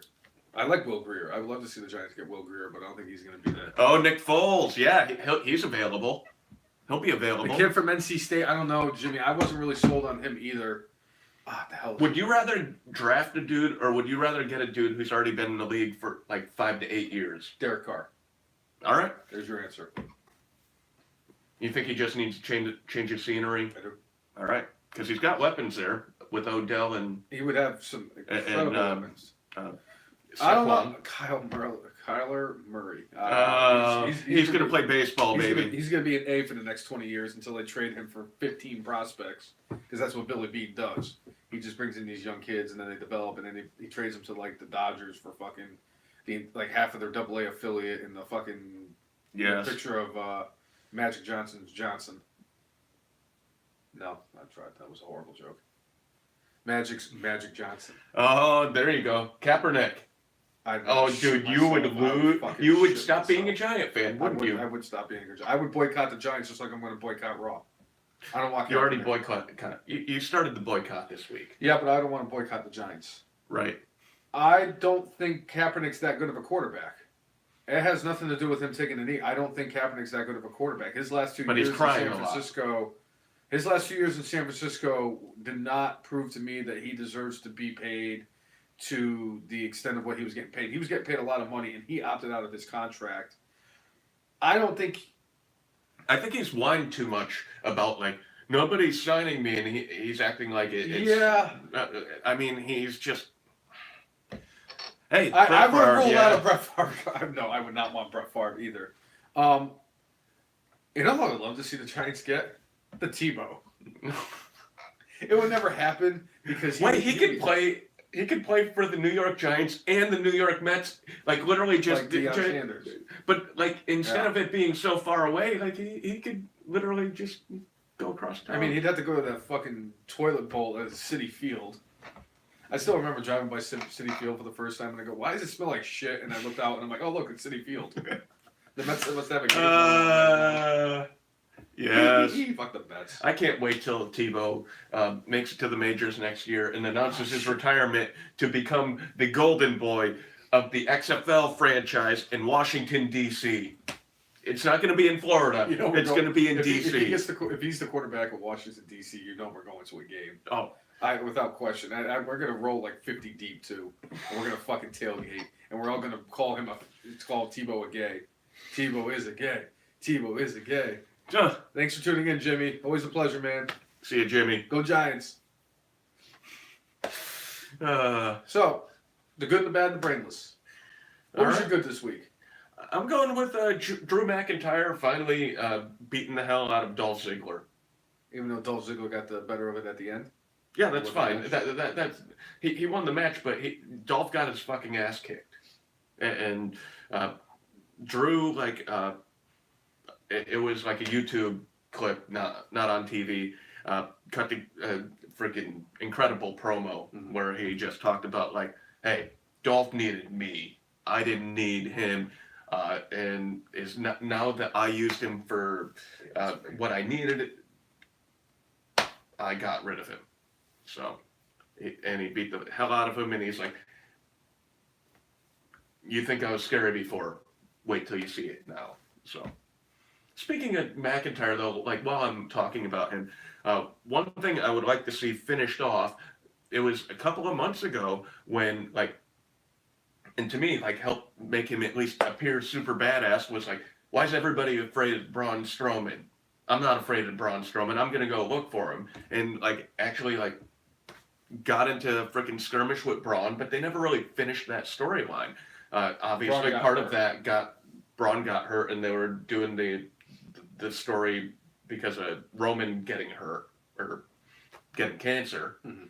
where they need Braun to Right. change up character and what have you. But I'd like to see Braun against McIntyre at some point, because yeah, I think that would be physical as hell and kind of awesome. But yeah, I like the fact that Drew finally turned on Dolph. This is gonna be the biggest fucking why is he such a brainless idiot? My good for this week, because I'm boycotting Raw, so it makes no sense. Elias blasting Leo Rush with the guitar. That is my good for this week. After what they did to fucking Elias last week, I was really fucking pissed. That's what really set me off. And then they buried fucking Finn Balor. So the fact that Elias came back and got the upper hand and got his, and the fact that Leo Rush got his comeuppance. He got. He got and hit with a guitar. I know it brings you back to the glory days of when the Honky Tonk Man used to blast his opponent with the guitar. So granted, it's not the same because back then he could blast him in the skull with a guitar, and the thing. Well, he ended up freaking hurting Jake Roberts. Yeah. Speaking of guys with guitars, well, Jeff Jarrett actually was Thursday Night Football, Yep, Tennessee Jags and Titans. In Tennessee, And because it was on Fox, one of the cool things was like they put WWE Hall of Famer in like SmackDown coming to Fox September 2019. September 2019. So I was like going, hey, look, they got a wrestling guy there. It made sense that he was there, like in a Tennessee game. He's from Tennessee. And Yeah. then they promote freaking SmackDown. So it's like of all Good. the wrestlers they could have gotten somebody better than Jeff Jarrett. Well, who else from Who Tennessee? gives a shit? Jerry Lawler? If you think about Tennessee wrestling, who do you think of? Jerry Lawler. The King. Memphis. He's the king. Yeah, It Memphis. doesn't matter. Memphis, Tennessee. Memphis is in Tennessee. It Tennessee is. it's It Jerry is. Lawler. It or Andy Kaufman, but he's dead. But yes, Elias blasting Leo Rush with the guitar was my good for this week. All right. Bad? My bad for this week, and it's nothing against these two guys. Randy Orton and Jeff Hardy. They had another match, and I know that they were doing it to like further a storyline for other things, but literally they had a blood feud that culminated in the Hell in a Cell match literally like a month and a half ago. When you have a blood feud like that, you need to like Keep him away for a while. for a long time. And literally they had them wrestle another match, and Stupid WWE booking, but it is what it is. so I was just, again, yes, it kind of is furthering the storyline with Mysterio, but whatever. Oh well, I'm sorry. It's furthering the story with Samoa Joe, because I think Samoa Joe came out and, or he was on Titantron and distracted Jeff during the match. Yeah, because he was at the bar. Stay thirsty, Right. my friend. That's right. See, my brain's all It's all freaking good. scattered right now. But like, why did they need him to go against Orton? It could have been anybody else. Could have been Nakamura. It could have been Jump with the Police. It could have been The Fratellis. It could have been Damien Demento. It could have been. My bad for this week. Germaphobe Dean Ambrose is my bad for this week. They had potential to turn this into something fantastic. I've been waiting for this Dean Ambrose heel turn because since they broke up the Shield, obviously they weren't going to have the Golden Boy, Roman Reigns turn heel. They made Seth Rollins the heel. Obviously, people wanted to see Roman as a heel because he would have done better as a heel. But everybody was waiting to see how Dean was because Dean was better as a heel. It's not like I didn't like him as a face. Obviously, there's people out there that are better as heels, i.e. Randy Orton and Roddy Piper. And there was guys who were better as faces, i.e. Daniel Bryan, although I am kind of fully vested. Yeah, the new Daniel Bryan's interesting. Obviously, yeah, we'll just say like Daniel Bryan was, and guys who were better as faces. Heels? Faces. I said heels, Randy Orton. And No, Roddy you Piper. literally just said faces and mentioned Daniel Bryan. Okay, I said heels. I said Randy Orton and Roddy Yes, Piper. you did. So, obviously, there's people who just do better as that. I'm curious to see how Dean's going to handle being a heel because I think he's got a good enough of a character. I liked him as a face. He was over as a face because he was basically that guy that looked like he just rolled out of bed and threw on a fucking coat and went out to the ring and just beat the shit out of people. Didn't even comb his hair or anything. But this whole germaphobe thing is stupid. Well, I mean, the last week, I'm sorry. So, like a couple weeks ago on Raw, when he was on there, he did the thing where he was at the doctor's office. He's like, I'm getting my flu shot because I can't handle you people here in whatever fucking city they were in. He was talking shit about the city. And he's like, what am I getting? Hepatitis? Yeah, let me get that shot too. And he's taking all these shots and all these vaccines and everything. And it's like, and I need this to handle you, Seth Rollins. And I'm like, okay, that's interesting. And then this week he came out and he had the gas mask on. He had a bunch of other people with him with gas masks on that came out to the ring. And he tried cutting the promo with the gas mask on. Motherfucker, you're not Bane. And if you're the only way you could have saved that segment is if you started off by saying, nobody cared who I was until I put on the mask. right.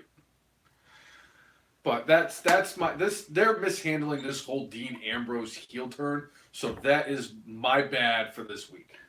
The weird thing is for the TLC pay-per-view, it's literally Rollins and Ambrose that are on the poster. It's not even the WWE Championship match. It's not even the women's triple threat match. Which is a TLC-based match, too. But, like, you know, this is the big thing that they have going forward, and the thing, I'm not super bothered by gas mask Dean Ambrose. I'm most bothered by the fact that his wife literally knows nothing about his life.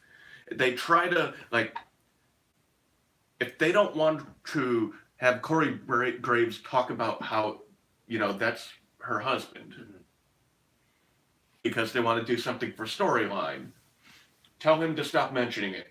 Okay. That way people don't think about it. Well, guess what? Because they bring it up all the time and she's like, oh, I don't know what's going on. It's like going, you sound like you're in the worst marriage in life. You know, if you don't know anything about your husband, you don't know where he's been. Now, if they use this as an angle and like, the only thing I could kind of see happening is eventually they bring back the coach onto the commentary team, and Renee becomes part of the package with Dean. Which would be fantastic. I think it So could be, on but I don't think they're going to go that way. I I don't think know. literally they're just kind of flying blind and don't know what the fuck's going on. Like, they've alluded to stuff like, Renee, you know more than you're leading on.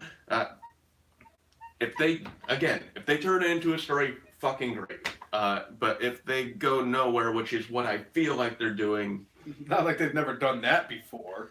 well, at least with Undertaker when he had the dead end, that made sense. That SummerSlam match when the Undertaker went against himself. Right. When Leslie Nielsen, Yes, I remember. I got that at SummerSlam. yes, yes, but where Leslie Okay. Nielsen went when everything led to a dead end. That was when Walter Payton was at Razor Ramon's corner. He's a goat. Yes, he is. He is one of the goats. Yes. I do have a question for you. Do you think that Dean Ambrose fucks Renee Young with the gas mask on? If he dislikes germs that much, he probably This does. whole germaphobe thing is so fucking stupid. That's why I made it my bad. It could have been it was almost my brainless, but something else came up and I was like, I'm gonna just brainless it. Right. So my brainless for this week is going to be the Lucha House Party. These guys are supposed to be faces. What do? They cheat and they beat the Revival. The Revival, I think eventually WWE is going to figure out the Revival and the people fucking love the Revival. Except for Cody Unfortunately, they ended up, getting in. Both guys got injured, and basically it just stunted them. Yeah. Like immediately, it's like instead of creative having nothing for them, no, they got fucking hurt and they were off TV for a long time. So whatever momentum they had from when they got called up from NXT, and even then it took them a little time to kind of build something. But literally, they just. I think what really I feel hurt them bad for them. was the fact that when they first got called up, it was, I believe, Dash Wilder got hurt. And then, like, he came back and they had, like, 2 or 3 matches, and then Scott Dawson got hurt. Yeah. So it wasn't even like they both got hurt at the same time. It was Yeah. like they both got hurt, one right after the other, with not that much of a gap in between the 2 injuries. Sure. So that's what I think really stunted them, because that's why they weren't on TV as much. And they tried their best, because I think it was with Wilder, I think he broke his jaw. And they actually just had him with his jaw wired shut, and they just had him doing like little bits of things on TV, but they weren't in the actual ring wrestling. And I think that's what ultimately stunted their push that they could have potentially have gotten as the Well, they were supposed to get like a title shot, and that I got stopped. So the 3-on-2 is fucking stupid. The fact that they fucking do the nonsensical bullshit that they do every week. Literally, they don't even tag in. It's like one of the when they have Hurricane tag matches. All right, yeah, that's fun. Everybody's in the ring. Yeah. Like, it's the next thing. Like, all right, I think the Revival, aren't they like getting a third person with them, and maybe they won't tag in, and they're just gonna beat the hell out of them. I'll be the third person. Right. Wilder, Dawson, and this guy. And Dosevich. It would be interesting if they bring in the human meatball, Yes. which I can't wait for Heavy Machinery to get called up. That's going to be the greatest moment in wrestling history, when Heavy Machinery gets called up to the main roster. Yeah. You know what? It is gonna be greater than when Hogan slammed the Giant. Goddamn right, because we're going to have the human wrecking ball / meatball. Lights out. The meatball. ultimate meatball. Yeah. Sorry. Yeah. Love that too. Anything else you'd like to add to your brain list? No. It's just the all those guys are Is talented. Dean It's Ambrose just showing up stupid. again? No, actually, Ozzy Osbourne's playing a concert out there at War Pigs. Is it really? Yeah. Oh shit! I didn't even know that. Anyway, what's your brain list? My brain list this week is Vince McMahon changed the entire complexity of what was going to happen on Raw hours before the show took off, because he didn't like the way it was going. So Vince was like, "No, I don't like it. I don't think it's going to go that way. I'm going to change everything and make it so we could all have a happy ending at the end of Raw." I mean, come on, dude. Just let the guys do their fucking job. Don't go in there and just completely butt fuck the shit out of everything. And I know that's what you do because you're Vince McMahon and you don't give a fuck about anything And he's a billionaire. other than your money in Roman Reigns and your money in John Cena and your money in Hulk Hogan and your money in The Rock and Austin and your money in Saudi Arabia. and your grandkids and your money in Saudi Arabia and the XFL and Donald Trump and your money and money and you don't care about Shane the fans. Stephanie. Obviously, at the bottom of the Maybe list is the Linda. fans. You know, I mean, Maybe. obviously Donald Trump is near the top of his list. That's why he put an XFL team in Washington D.C. while Donald is still in office. Hey, the Donald will go. I bet the Donald will go to a game I bet you the Donald with, was the with his first good friend Washington. Vince McMahon. And our future president Mike Pence. Eat on that, Hillary. You fucking bitch. But I can't fathom Vince coming out there and just absolutely obliterating Monday Night Raw the way he did. It's like, all right, I got to go out there and I got to change things up. Well, because and why it's do you think the show was shit? Because They had to write this show in fucking like 2 hours. I think what really hurt Raw and what has been hurting Raw is the fact that Roman Reigns got sick, and it's unfortunate that he got sick. I'm not wishing that upon anybody, but Roman getting sick and having to battle cancer again completely screwed everything up for their plans of what they were going to do. Because I think they had They had everything to fight all the way up through WrestleMania, and once Roman Reigns got sick, it's like, all right, now we're going to call an audible, and what are we going to do? Because we didn't do this right. We do everything like if shit like this happened on SmackDown, it could get changed like that, and everything would still go and be a cohesive unit on SmackDown. Whereas on Raw, if Roman Reigns isn't there, so the first letter in Raw isn't there, what are you gonna do? Right. Roman always wins. So what are you gonna do? I mean, what are you gonna do? Well, what you should maybe he's not ready yet, but the man the WWE stands for would be the man to take that place, but I think he still needs like another year or so to make his way up the card. Because right now he's kind of toiled in the middle of the card with Lashley and Leo Rush, and you know. By the way, I wanted to bring this up because I was going to bring it up in my news and notes, but I brainless myself in that. But I'm glad you actually said something because now I remembered it. The rumor was going on that when Dean Ambrose, obviously when Dean turned, they were kind of using the whole emotions from Roman's being sick and everything to kind of heighten the whole Dean, which is part of the reason why I'm pissed off that they're handling it the way they are, that how fucking stupid it is. But I guess he was actually supposed to turn on Seth later on than he was, and how he was supposed to do it is he was actually going to cost Seth Rollins the Intercontinental Championship, and the person that Seth Rollins was supposed to lose the Intercontinental Championship to was... Walk with Elias! Yep.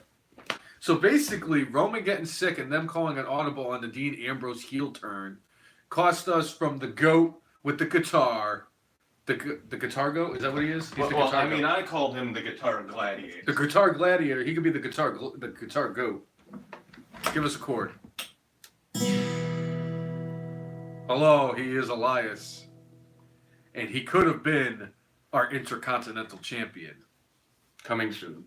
It'll eventually happen because he's fantastic and he's over. So the fact that Vince went in there and just completely screwed the pooch with the whole fucking how they handled Raw and everything, just that's what was brainless because it was just typical. It's typical WWE booking, but whatever.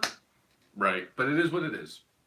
So Yeah, he's the man with the plan, I guess. and that is now the reason why I'm going to be continuing my boycott of Monday Night Raw until they make Raw better again. I'm gonna guess like around WrestleMania time though. Or they bring us back the bearded one. Which one? The one with the goat beard. Which one? The former WWE champion. A man who eats worlds and Oh. has sex with Jose Offerman's daughter. Right. I wasn't sure whether you're talking about him or the intellectual savior of the masses. Oh God, that would, yeah, yes. If they, I don't even care how shitty fucking Raw would be. If they brought back Damian Sandow, I'd watch all 3 hours just for Damian Sandow. He's a goat. He is, oh my God, I hope he comes back. He got everything over. He did. I think they didn't expect Mizdow to get over. Him being the fucking stunt double. That was one of the greatest things Honest- I've ever seen. It was- Honestly, he overshadowed The Miz. he did. Like, and like, I argued, and I would still argue to this day. I know that they wanted to have Big Show next to the trophy. Damian Sandow should have won, Should have won that. and it should have been him throwing The Miz out of the ring Oh, that got him to win. fantastic. That's what they should have done, but they were too concerned about, like, we need to have the Big Show right next to the trophy. Just like that's why the with Batista winning the WrestleMania or the Royal Rumble for WrestleMania 30. That's when they should have pulled the trigger on Roman Reigns, and I've been saying that. They basically saw the fans' reaction to Roman, and then they just reacted a year later when nobody wanted to see that. Oh. That would have been the only way they could have made up for the fact that Daniel Bryan was not in that Royal Rumble, is that they had Roman win it. And Right. I think that way, if it had come naturally for Roman Reigns to get the push, and then people would have gotten behind Roman Reigns, I think that would have been better instead of Roman just getting it because, all right, well, he reacted this way last year, so now we're just going to jam him down everybody's throat like John Cena. Right. But if it had happened organically, I think it would have been. I think his run and his the way that he was treated by the fans would have been completely different if it just happened organically. Right. But what do I know? I'm a brainless idiot. Sure. So I think we touched base on everything. We did. Did we talk about news and notes? We did. Did we pay homage to two wrestling legends that passed away this week? We indeed did. Did we talk about the XFL? We did. We talked about the 8 cities. Did we talk about how I'm boycotting Monday Night Raw until they make Raw great again? We did. Did we talk about the good, the bad, and the brainless? Of course we did. Of course we did. I feel like we touched base on everything. Or did we forget something? Well, honestly, we actually already touched base on this one last thing, but we're gonna go more in depth right here because you know what? We're getting close to the 4-year mark here. I know we are. Oh, very close. The Royal to the Rumble. 4 We might actually. I might have to see if I could get like Curtis Axel shirts and we could wear that for the Royal Rumble. If you do that, you know that there's somebody out there that needs a shirt. Yes, I do understand that. I'll have to see if I can find like an action figure. Then he could be on the forefront too. What we could do is we could get an action figure and put him right between the two pictures of Curtis Axel. Yeah. Like if they have like the wrestling memories, if they have Curtis Axel from the 2015 Royal Rumble. Well, I mean, we could, literally take that photo and put it on something. I want to see if I can get like a flag with just his face on it. The size of A fat head. A fat head of Curtis Axel. Yeah. But anyway, today, December 9th, I believe it. Yes, December 9th, 2018, at an astonishing 1,413 days, the grandson of the late great Larry the Axe Hennig and the son of the late great Mr. Perfect, Curtis Axel, is still alive in the 2015 Royal Rumble. Yes. That was a lot. And F.M. Mark's Hall of Famer, by the way. Forgot Yes. about that part. Yes. That was a mouthful. That's what she said. Anyways, Yes. she did. Anyway, that is it for episode 109 of the F and Marks podcast. Make sure you like us on Facebook, follow us on Twitter, follow us on Periscope, follow us on Instagram, Subscribe on and subscribe to YouTube. us on YouTube at the letter T, the letter H, the letter E, the letter F, the letter N, MARKS. If you follow us, we will follow you back. That's always been our mantra, and we stick to that. Yes. So anyway, for episode 109 of the F and Marks podcast, I'm Jay. I'm the brainless one, Brainless Bob. Make sure you mark out. With your guac out. See everybody. Go Giants! Losers. Yeah, probably.